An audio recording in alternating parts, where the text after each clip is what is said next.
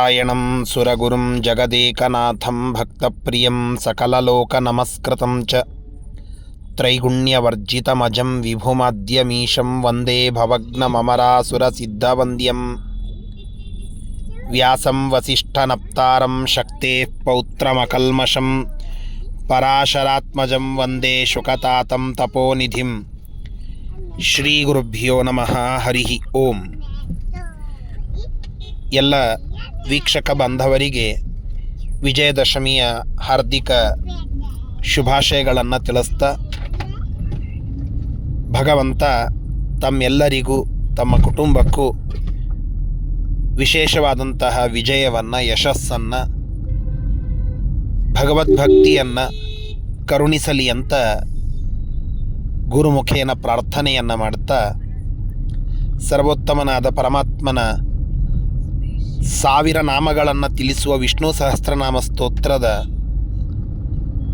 80ನೆಯ ಶ್ಲೋಕವನ್ನು ಈ ಪುಣ್ಯ ದಿನದಂದು ತಿಳಿದುಕೊಳ್ಳುವ ಪ್ರಯತ್ನವನ್ನು ಮಾಡೋಣ. ಅಮಾನೀಮಾನದೋ ಮಾನ್ಯೋ ಲೋಕಸ್ವಾಮೀ ತ್ರಿಲೋಕಧೃಕ್ ಸುಮೇಧಾಮೇಧಜೋ ಧನ್ಯಃ ಸತ್ಯಮೇಧಾಧರಾಧರಃ. ಭಗವಂತನನ್ನು ಅಮಾನಿ ಅಂತ ಈ ಶ್ಲೋಕ ಹೇಳುತ್ತದೆ. ಮಾನ ಅಂತಂದರೆ ಅನೇಕ ಅರ್ಥಗಳುಂಟು. ಇಲ್ಲಿ ಅಭಿಮಾನ ಅಂತ ತಿಳಿದುಕೊಂಡ್ರೆ, ಅಭಿಮಾನವನ್ನು ಉಳ್ಳವನು ಮಾನಿ. ವಿಷಯಗಳಲ್ಲಿ ಅಭಿಮಾನವನ್ನು ಉಳ್ಳಂತಹ ವ್ಯಕ್ತಿಯನ್ನು ಮಾನಿ ಅಂತ ಕರೆದರೆ, ಅದಿಲ್ಲದೆ ಇರುವ ಪರಮಾತ್ಮ ಅಮಾನಿ ಅಂತ ಅನ್ನಿಸಿಕೊಳ್ಳುತ್ತಾನೆ. ಪರಮಾತ್ಮನಿಗೆ ಮನುಷ್ಯ ಸಹಜವಾಗಿ ಇರುವ ವಿಷಯಗಳಲ್ಲಿನ ಅಭಿಮಾನ ಅದು ಇಲ್ಲ. ಹೀಗಾಗಿ ವಿಷಯೇಷು ಅಭಿಮಾನರಹಿತ ಅಮಾನಿ ಅಂತ ಅರ್ಥವನ್ನು ತಿಳಿಸ್ತಾರೆ. ಭಗವಂತ ಮಾನದಹ ಅಂತ ಕರೆಸಿಕೊಳ್ಳುತ್ತಾನೆ. ಹಿಂದೊಮ್ಮೆ ಈ ಶಬ್ದ ಬಂದಿತ್ತು. ಮಾನ ಅಂತನ್ನೋದಕ್ಕೆ ಅಭಿಮಾನ ಅಂತಲೇ ಅರ್ಥ ಮಾಡಿದರೆ, ನಮಗೆ ಇದು ನನ್ನದು ಅಂತನ್ನುವ ಅಭಿಮಾನ, ಅದನ್ನು ನಮ್ಮಲ್ಲಿ ಹುಟ್ಟಿಸುವಂತಹದ್ದು ಅದು ಪರಮಾತ್ಮನೇ. ಹೀಗಾಗಿ ಆ ದೃಷ್ಟಿಯಿಂದಲೂ ಮಾನದ. ಮುಖ್ಯವಾಗಿ ಮಾನ ಅಂದರೆ ಜ್ಞಾನ ಅಂತ ಅರ್ಥ. ಜ್ಞಾನವನ್ನು ನಮಗೆ ಕೊಡುವಂಥವನು ಪರಮಾತ್ಮ. ಆದ್ದರಿಂದ ಮಾನದ. ಮತ್ತೊಂದು ಮಾನ ಅಂತಂದರೆ ಸಮ್ಮಾನ, ಸನ್ಮಾನ ಅಂತ ಅರ್ಥ. ನಾವು ಇವತ್ತು ಅನೇಕ ಕಾರ್ಯಗಳನ್ನು ಮಾಡಿ ಯಶಸ್ಸನ್ನು ಸಾಧಿಸ್ತೇವೆ, ವಿಜಯವನ್ನು ಪಡಿತೇವೆ, ಪ್ರಶಸ್ತಿಗಳನ್ನು ಪಡಿತೇವೆ, ಬಿರುದಾವಲಿಗಳನ್ನು ಪಡೆದುಕೊಂಡಿರ್ತೇವೆ. ನಮ್ಮನ್ನು ಜನ ಕೊಂಡಾಡುತ್ತಾರೆ, ನಮಸ್ಕರಿಸ್ತಾರೆ. ಏನೋ ನಾವು ಮಾಡಿದಂತಹ ಸಾಧನೆಗಳನ್ನು ಹೊಗಳಿ ಅಟ್ಟಕ್ಕೇರಿಸ್ತಾರೆ. ಅದೆಲ್ಲ ನಮಗೆ ಸಿಗುವಂತಹದ್ದು ಭಗವಂತನ ಕರುಣೆಯಿಂದ. ನಿನ್ನ ಒಲುಮೆಯಿಂದ ನಿಖಿಲ ಜನರು ಬಂದು ಮನ್ನಿಸುವರೋ ಮಹಾರಾಯ, ಎನ್ನ ಪುಣ್ಯಗಳಿಂದ ಈ ಪರಿ ಉಂಟೇನೋ, ನಿನ್ನದೇ ಸಕಲ ಸಂಪತ್ತು ಅಂತ ವಿಜಯದಾಸರಂತಹ ಮಹಾನುಭಾವರೇ ಕೊಂಡಾಡಿದ್ದಾರೆ. ನಮಗೆ ಬರುವಂತಹ ಏನೇನು ಸಾಧನೆಯ ಹೆಗ್ಗಳಿಕೆಗಳಿದೆ ಅದೆಲ್ಲ ಸನ್ಮಾನ. ಅದನ್ನು ದದಾತಿ ಕೊಡುವವನು ಪರಮಾತ್ಮ. ಆದ್ದರಿಂದ ಮಾನದ ಅಂತ ಪರಮಾತ್ಮನನ್ನು ಕೊಂಡಾಡುತ್ತಾರೆ. ಆ ಭಗವಂತ ನಮ್ಮೆಲ್ಲರಿಗೆ ಸನ್ಮಾನವನ್ನು ಕೊಡುತ್ತಾನೆ. ನಾವು ಪರಮಾತ್ಮನಿಗೆ ಹಾರವನ್ನು ಹಾಕಿದರೆ ನಮ್ಮ ಕೊರಳಿಗೆ ವಿಜಯದ ಹಾರವನ್ನು ಹಾಕಿಸುವವನು ಪರಮಾತ್ಮ. ಅಂತಹ ಭಗವಂತ ಪರಮಾತ್ಮ ಮಾನದ ಅಂತ ಅನ್ನಿಸಿಕೊಂಡಿದ್ದಾನೆ. ಜಗನ್ನಾಥದಾಸರು ಹೇಳುತ್ತಾರಲ್ಲ, ಜ್ಞಾನ ಮಾನದ. ಪರಮಾತ್ಮನನ್ನು ಜ್ಞಾನದ ಮತ್ತು ಮಾನದ ಅಂತ ಜಗನ್ನಾಥದಾಸರು ಕೊಂಡಾಡಿ ಹೇಳುತ್ತಾರೆ. ಜ್ಞಾನವನ್ನು ಕೊಡುವವ ನೀನೇ, ಮಾನವನ್ನೂ ಕೊಡುವವ ನೀನೇ. ಇಂತಹ ಪರಮಾತ್ಮ ಶ್ರೀನಿಕೇತನ ಅಂತ ಹಾಡಿದ್ದು ಜಗನ್ನಾಥದಾಸರ ಕೀರ್ತನೆಗಳಲ್ಲಿ ನಾವು ಕೇಳುತ್ತೇವೆ. ಆ ಎಲ್ಲ ದೃಷ್ಟಿಯಿಂದ ನೋಡಿದಾಗ ಮಾನದ ಇದು ಭಗವಂತನ ಹೆಸರು. ಮಾನ್ಯ ಅನಿತುಂ ಚೇಷ್ಟಯಿತುಂ ಯೋಗ್ಯ ಅನ್ಯ. ಮಾನ್ಯ ಅನ್ನೋದರಲ್ಲಿ ಅನ್ಯ ಅನ್ನುವ ಶಬ್ದವನ್ನು ತೆಗೆದುಕೊಂಡ್ರೆ ಅನಿತುಂ ಯೋಗ್ಯ ಅನ್ಯ, ಚೇಷ್ಟೆ ಮಾಡಿಸಿಕೊಳ್ಳಲಿಕ್ಕೆ ಅಥವಾ ಮಾಡುವುದಕ್ಕೆ ಯೋಗ್ಯನಾದಂಥವನು ಅನ್ಯ. ಸ ನ ಭವತಿ ಇತಿ ಮಾನ್ಯ ಅಂತ. ಪರಮಾತ್ಮ ಮತ್ತೊಬ್ಬರಿಂದ ಚೇಷ್ಟಿತನಾಗುವುದಿಲ್ಲ. ಅವನು ಸರ್ವತಂತ್ರ ಸ್ವತಂತ್ರನಾಗಿದ್ದಾನೆ, ಸ್ವೈರನಾಗಿದ್ದಾನೆ.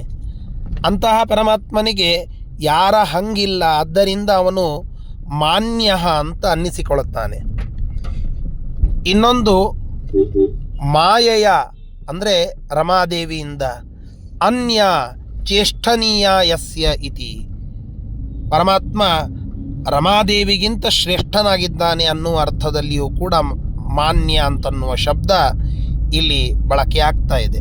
ಅಂತಹ ಪರಮಾತ್ಮ ಮಾನ್ಯನಾಗಿದ್ದಾನೆ, ರಮಾದೇವಿಯಿಂದಲೂ ಅನ್ಯ ಭಿನ್ನನಾಗಿದ್ದಾನೆ, ಪರಮೋಚ್ಛನಾಗಿದ್ದಾನೆ, ಸರ್ವೋತ್ತಮನಾಗಿದ್ದಾನೆ ಅಂತ ಅರ್ಥ. ಲೋಕಸ್ವಾಮಿ, ವೈಕುಂಠಾದಿ ಸಕಲ ಲೋಕಗಳಿಗೆ ಅಲ್ಲಿರುವಂತಹ ಜನರಿಗೆ ಸ್ವಾಮಿ ಪರಮಾತ್ಮ ಒಡೆಯನಾಗಿದ್ದಾನೆ. ಆದ್ದರಿಂದ ಲೋಕಸ್ವಾಮಿ ಇದು ಪರಮಾತ್ಮನ ಹೆಸರು. ತ್ರಿಲೋಕಧೃಕ್, ತ್ರಿಲೋಕಾನಾಂ ದ್ಯೂ ಪೃಥಿವಿ ಅಂತರಿಕ್ಷಾನ್, ಸ್ವರ್ಗ ಭೂಲೋಕ ಆಕಾಶ ಮುಂತಾದ ಆ ಎಲ್ಲ ಲೋಕಗಳಿಗೆ, ಮುಖ್ಯವಾಗಿ 3 ಲೋಕಗಳಿಗೆ ಪರಮಾತ್ಮ ಒಡೆಯನಾಗಿ ಅಲ್ಲಿ ನಡೆಯುವ ಸಕಲ ಕಾರ್ಯಗಳನ್ನು ದೃಕ್ ನೋಡ್ತಾನೆ. ಆದ್ದರಿಂದ ಧರತಿ ಅದನ್ನು ಧಾರಣ ಮಾಡಿದ್ದಾನೆ. ಆದ್ದರಿಂದ ಪರಮಾತ್ಮನನ್ನು ತ್ರಿಲೋಕ ದೃಕ್ ಅಂತ ಈ ಶ್ಲೋಕ ಕೊಂಡಾಡುತ್ತಾ ಇದೆ. ಭಗವಂತ 3 ಲೋಕಗಳನ್ನು ಧಾರಣ ಮಾಡಿ ಅವುಗಳಿಗೆ ಸ್ವಾಮಿಯಾದಂಥವನು, ಅವುಗಳನ್ನು ನಡೆಸುವವನು, 14 ಲೋಕಾಧಿಪತ್ಯವನ್ನು ಉಳ್ಳಂಥವನು ಪರಮಾತ್ಮನೇ.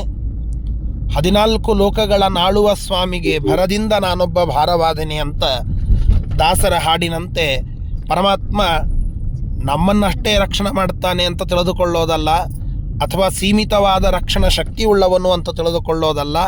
ತ್ರಿಲೋಕಧೃಕ್ ಅಂತ ಈ ಶ್ಲೋಕ ನಮಗೆ ತಿಳಿಸಿಕೊಡ್ತಾ ಇದೆ. ಸುಮೇಧಾಹ, ಮೇಧಾ ಅಂತಂದರೆ ಜ್ಞಾನ ಅಂತ ಅರ್ಥ. ಸು ಶ್ರೇಷ್ಠವಾದ, ಶೋಭನಾ ಮೇಧಾ ಯಸ್ಯ ಸಹ ಸುಮೇಧಾ, ಶ್ರೇಷ್ಠವಾದ ಜ್ಞಾನ, ಜಗತ್ತಿನಲ್ಲಿ ಜ್ಞಾನ ಸ್ವರೂಪ ಅದು ಯಾರಿಗಿದೆಯೋ ಅಂತಹ ಪರಮಾತ್ಮ ಸುಮೇಧಾ ಅಂತ ಅನ್ನಿಸಿಕೊಳ್ಳುತ್ತಾನೆ. ಮೇಧಜಃ, ಮೇಧೆ ಯಜ್ಞೆ ಜಾಯತೆ ಇತಿ ಮೇಧಜಃ. ಯಜ್ಞದಲ್ಲಿ, ಮೇಧ ಅಂತಂದರೆ ಯಜ್ಞ, ಮೇಧ ಅಲ್ಲ ಮೇಧ, ಇದು ಯಜ್ಞ. ಅಶ್ವಮೇಧ ಯಾಗ ಅಂತ ಕರಿತೇವಲ್ಲ, ಮೇಧ ಅನ್ನೋದಕ್ಕೆ ಒಂದು ಯಜ್ಞ ಅಂತ ಅರ್ಥ. ಆ ಮೇಧದಲ್ಲಿ, ಯಜ್ಞದಲ್ಲಿ ಅಲ್ಲಿ ಕೊಡುವಂತಹ ಹವಿಸ್ಸಿನಿಂದ ಪರಮಾತ್ಮ ಜಾಯತೆ, ಅವನು ಅಲ್ಲಿ ಅವನ ಜ್ಞಾನ ಅದು ಸ್ಫುರಣವಾಗ್ತದೆ. ಕರ್ಮಣ ಜ್ಞಾನ ಮಾತನೋತಿ ಅಂತ ತಿಳಿಸಿದಂತೆ ಯಜ್ಞ ಇದೊಂದು ಕರ್ಮ, ಇದರಿಂದ ಜ್ಞಾನ ಹುಟ್ಟುತ್ತದೆ. ಆ ಶುದ್ಧವಾದ ಜ್ಞಾನದಿಂದ ಪರಮಾತ್ಮನ ಪ್ರಸಾದಾದಿಗಳು ಮುಂದೆ ಲಭಿಸುವಂತಹದ್ದು. ಹೀಗೆ ಮೇಧೆ ಯಜ್ಞದಲ್ಲಿ, ಕರ್ಮಗಳಲ್ಲಿ ಪರಮಾತ್ಮನ ಮೂಲ ಅಂದರೆ ಪರಮಾತ್ಮನನ್ನು ನಾವು ಕಾಣುವುದಕ್ಕೆ ಮೂಲ ಅದು ಈ ಕರ್ಮಯೋಗದಲ್ಲಿ ಸಿಗ್ತದೆ ಅನ್ನುವ ವಿಶೇಷವಾದ ಅರ್ಥವನ್ನು ಮೇಧಜಃ ಅಂತನ್ನುವ ಶಬ್ದ ತಿಳಿಸಿಕೊಡುತ್ತದೆ. ಧನ್ಯ, ಪರಮಾತ್ಮನನ್ನು ಕಾಣುವಂಥವರು ಧನ್ಯ. ಆ ಧನ್ಯರನ್ನು ಉಳ್ಳ ಪರಮಾತ್ಮ ಧನ್ಯಾಃ ಸುಕೃತಿನಃ ಅಸ್ಯ ಸಂತಿ ಇತಿ ಧನ್ಯಃ ಅಂತ. ಧನ್ಯರಲ್ಲಿ ಇರುವವನು, ಧನ್ಯರನ್ನು ಹೊತ್ತಂಥವನು, ಈ 2 ಅರ್ಥಗಳಿಂದ ಪರಮಾತ್ಮನಿಗೆ ಧನ್ಯ ಅಂತ ಕರೀತಾರೆ. ಸತ್ಯಮೇಧಾಃ, ಸತ್ಯ, ಸತ್ಯವಾದಂತಹ ಜಗತ್ತು, ಆ ಜಗತ್ತಿನ ಸಕಲ ವಿಷಯಗಳಲ್ಲಿ ಮೇಧಾ ಜ್ಞಾನವನ್ನು ಉಳ್ಳಂಥವನು. ಆದ್ದರಿಂದ ಸತ್ಯಮೇಧಾಃ ಇದು ಪರಮಾತ್ಮನ ಹೆಸರು. ಸತ್ಯನೂ ಹೌದು, ಮೇಧಾನೂ ಹೌದು, ಸತ್ಯಜ್ಞಾನ ಸುಖ ಸ್ವರೂಪನಾಗಿದ್ದಾನೆ ಪರಮಾತ್ಮ. ಆದ್ದರಿಂದ ಸತ್ಯಮೇಧ. ಹೀಗೆ ಪರಮಾತ್ಮ ಸತ್ಯಮೇಧ ಅಂತ ಅನ್ನಿಸಿಕೊಳ್ಳುತ್ತಾನೆ. ಧರಾಧರ, ಭೂಮಿಯನ್ನು ಪರಮಾತ್ಮ ಧಾರಣ ಮಾಡಿದ್ದಾನೆ. ಹಿರಣ್ಯಾಕ್ಷನನ್ನು ಸಂಹಾರ ಮಾಡಿ ಆ ಭೂದೇವಿಯನ್ನು ರಕ್ಷಣೆ ಮಾಡಿದಂತಹ ವರಾಹರೂಪಿ ಪರಮಾತ್ಮನ ಸ್ಮರಣೆಯನ್ನು ವಿಶೇಷವಾಗಿ ಇಲ್ಲಿ ಮಾಡಬೇಕು.